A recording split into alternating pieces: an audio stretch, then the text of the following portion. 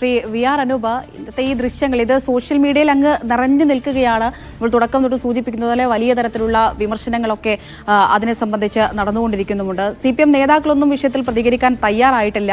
എന്താണ് ഈ ഇടത് സർക്കാരിന്റെ മുൻനിലപാടുകളൊക്കെ മാറുകയാണോ? എന്താ സംശയം? ഇതിനകത്ത് കുറച്ചു കാലമായി CPM തുടർന്നു വരുന്നൊരു സമീപനത്തിന്റെ തുടർച്ചയായിട്ട് വേണം ഇതിനെ കാണാൻ. അപ്പൊ അമൃത, ഹലോ, കേൾക്കുന്നുണ്ട്? കേൾക്കാം, പറഞ്ഞോളൂ. ഇവിടെ അമൃതാനന്ദമയിയുടെ ആശ്രമത്തിൽ ആരെങ്കിലും പോകുന്നതിനോ അവരെ സന്ദർശിക്കുന്നതിനോ അവരെ അഭിവാദ്യം ചെയ്യുന്നതിനോ അവർക്ക് ആശംസകൾ നേരുന്നതിനോ ആരും എതിരില്ലെന്നേ. പക്ഷെ CPM എന്തുകൊണ്ട് വിമർശിക്കപ്പെടുന്നു എന്ന് പറയുന്നത് അവർ മുൻകാലങ്ങളിലെടുത്ത സമീപനം കൊണ്ടാണ്. കേരളത്തിന്റെ മുഖ്യമന്ത്രിയായിരുന്ന AK ആന്റണി അമൃതാനന്ദമയെ സന്ദർശിച്ചതിന്റെ പേരിൽ ഇവരെന്തൊക്കെ പറഞ്ഞിട്ടുള്ള ആളുകളാണ്. കേരള നിയമസഭാ രേഖകൾ പരിശോധിച്ചാൽ നിങ്ങൾക്ക് കാണാൻ കഴിയും.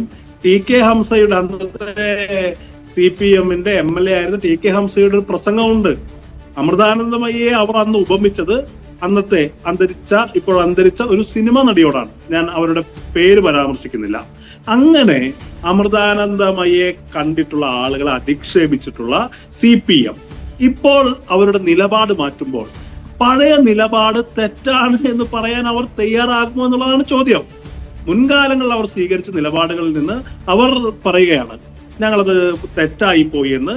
കേരളീയ സമൂഹത്തോട് മാപ്പ് പറഞ്ഞ് ഞങ്ങൾ നിലപാട് മാറ്റുന്നു എന്ന് പറഞ്ഞാൽ അതിനകത്ത് ഒരു സത്യസന്ധതയുണ്ട്. ഇവിടെ വലിയ പുരോഗമനകാരികളായി നടിക്കുകയും മറ്റുള്ളവരെയൊക്കെ പിന്തിരിപ്പന്മാരെ അധിക്ഷേപിക്കുകയും അതേസമയം സാഹചര്യത്തിനനുസരിച്ച് ഓന്തിനേക്കാൾ വേഗത്തിൽ നിറം മാറുകയും ചെയ്യുന്നു എന്നുള്ളിടത്താണ് കേരളത്തിലെ ഇടതുപക്ഷം, സവിശേഷമായി CPM വിമർശിക്കപ്പെടേണ്ടത്.